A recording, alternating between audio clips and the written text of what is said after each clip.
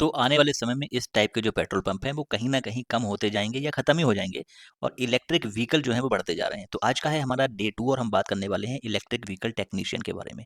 यहाँ पर हम वोकेशनल कोर्सेज़ की बात करते हैं और वोकेशनल कोर्स वो होते हैं जो एकेडमिक्स को नहीं आपको डायरेक्टली कमाई के बारे में बात करते हैं। तो हम सबसे पहले चाइना को इसलिए देखते हैं कि चाइना ने इन सारी चीज़ों के बेस पे दुनिया की नंबर 1 इकोनॉमी बनने की कोशिश कर रहा है।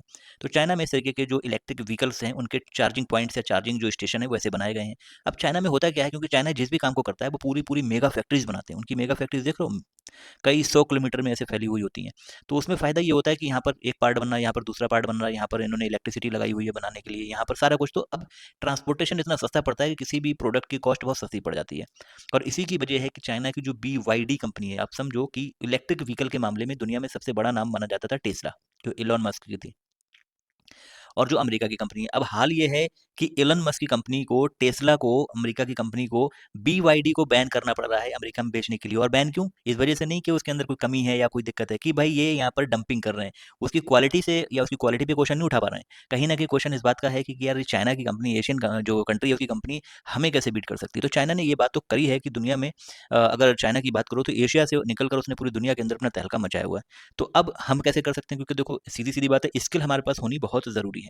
और एज़ ए करियर काउंसलर ये हमारी ज़िम्मेदारी है कि हम उन स्किल्स को हाइलाइट करें जो आने वाले समय में हमारा फ्यूचर बन सकती हैं और इंडिया को एक मैन्युफैक्चरिंग हब बना सकती हैं, जो कि सरकार की भी और बहुत लंबे समय से हमारी ज़रूरत है।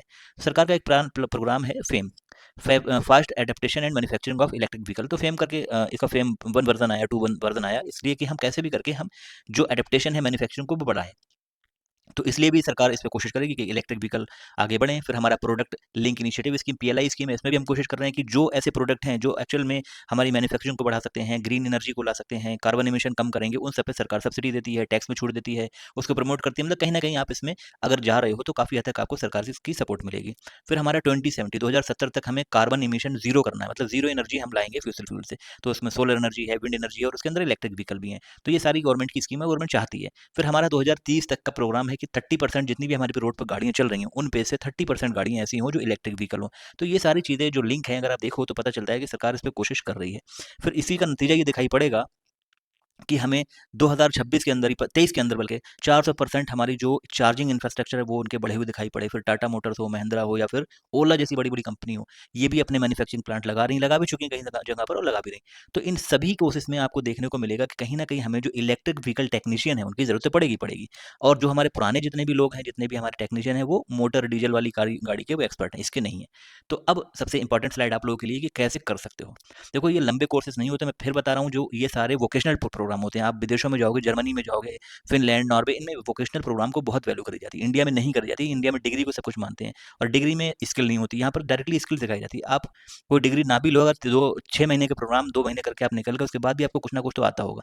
ये प्रैक्टिकल बेस पे होते हैं। तो आपने 10वीं करी हुई है, 12वीं करी हुई है और ITI वगैरह कर रखी है, तो उस कंडीशन में आप प्रधानमंत्री कौशल विकास योजना के तहत 4.0 प्रोग्राम चले हैं इनका, तो उससे काम कर सकते हो। फ्री में आप 3 से 6 महीने के अंदर आपको ट्रेनिंग वगैरह देके बेसिक लेवल पर आपको स्किल पता चल जाएगी। अगर आपने स्किल सीख ली है तो आपकी जॉब खुद पक्की कर लोगे। फिर नेशनल स्किल डेवलपमेंट कॉर्पोरेशन के तहत भी आप जा सकते हो। ITI से सरकारी संस्थान में कर सकते हो। कुछ लोगों को लगता है प्राइवेट में करना है तो ASD के थ्रू कर सकते हो। ऑटोमेटिव स्किल डेवलपमेंट काउंसिल है। तो ये सारी चीज़ें हैं। बाकी और भी बहुत सारे प्राइवेट इंस्टीट्यूशंस होंगे, मैंने बस यहाँ पर 1-2 नाम डाल दिए। आप अपने खुद सर्च करके जा सकते हो। तो क्योंकि आपको स्किल चाहिए, इंडिया को स्किल चाहिए इस समय। इंडिया की पॉपुलेशन 140 करोड़ है, स्किल हमारे पास नहीं है। उसमें फिर इसमें अगर सैलरी की बात करो तो 20 से 30 हज़ार रुपए मिल जाएँगे। बाकी सैलरी पे क्यों जाना? आप खुद की फ्रीलांस काम कर सकते हो, अपनी सर्विस दे सकते हो, बहुत सारे काम इसमें कर सकते हो। और अभी के जो नए करियर हैं उनमें एक चीज़ और देखी जाती है as a career counsellor, I know very well कि भाई इसका AI स्टेटस क्या है, ग्रीन स्टेटस क्या है। तो AI की बात करूँ, जैसे AI आ रहा है तो अब जो नए कोर्स आपके हैं उसमें AI आपको कहीं खत्म ना कर दे, तो इसका AI स्टेटस तो अच्छा होगा क्योंकि इलेक्ट्रिक व्हीकल है ये पूरा। ग्रीन स्टेटस की बात करते हैं कि भाई इससे कार्बन वगैरह तो नहीं बन रहा, क्योंकि आज जो कंडीशन है दुनिया भर में, जो यूरोपियन यूनियन की कंट्रीज़ हैं उन्होंने उन प्रोडक्ट को बैन कर दिया जिनके बनाने में कोयला यूज़ हो रहा है। तो कार्बन क्रेडिट भी देखा जा ही रहा है, कार्बन स्टेटस देखा जा रहा है। तो ये कार्बन इमिशन भी ठीक है, क्योंकि आप जिस फील्ड में काम कर रहे हो वो तो इलेक्ट्रिक है, उसका काम ही यही है कार्बन को कम करना। तो इस वजह से काफ़ी अच्छा और काफ़ी ब्राइट फ्यूचर है। तो एक अच्छा ऑप्शन हो सकता है, you have to go there and join it. जय। सो कल मिलेंगे किसी नए करियर के साथ में।